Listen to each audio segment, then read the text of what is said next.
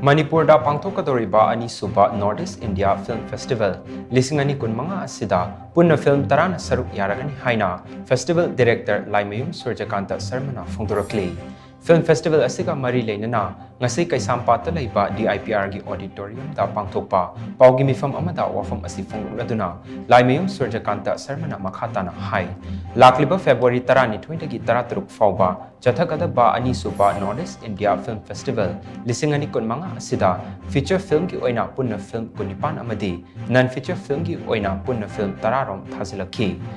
Festival asigi damak thazilakhiba film sing asi jury sing yamna kupna yenglaba matungda feature film gi oina film nipan amadi non feature film gi oina film ani punna film tara khangat lei Festival asida non feature film gi oina best film award ama laigani loina feature film gi oina punna tongan ba award nipan laigani Festival asida Sharuk Yaragani feature film nipan asigi manungda Assam dagi film ani yauri non feature film gi kanglup tasu Assam dagi film ama yauri Festival asigi film sing asi lamfel patat laiba Tantha Police amadi Kakching tat laiba Library and Information Center gi auditorium da utkani haina mahakna makata ki festival chileda masinji Manipur di thale ro masinji khare papan film ji tara ma chu bolai so हमें को film चलेगा ना दूसरे का अनेक जगह हम भी हैं जैसे जब फिल्म बनता है तो बड़े हुकूक ना फिल्म सिलसिला है ना दूसरे का फिल्म पर हंगरे फिल्म पर सी बनूंगा तो वो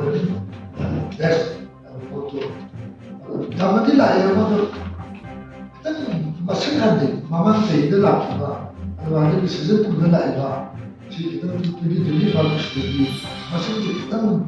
ada yang ada mungkin ngerti atau pasal film lain mana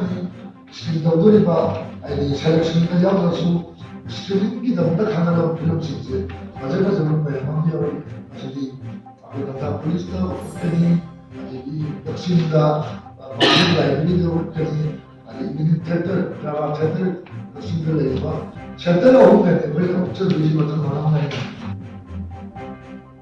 Paugi mifam aduda Film Festival asigi organizing committee ki chairman Y Nilachandran Hai Film Festival asi Palace Compound laiba City Convention Center da Manipur ki governor na hongdokani Festival asigi manungda master class ahum amadi open forum amasu pangthokani Festival asi maru oina Northeast State sing asida film gi eho kangkhatna ba amadi film hena puthokna ba pandam da pangthokpani haina mahak khata khi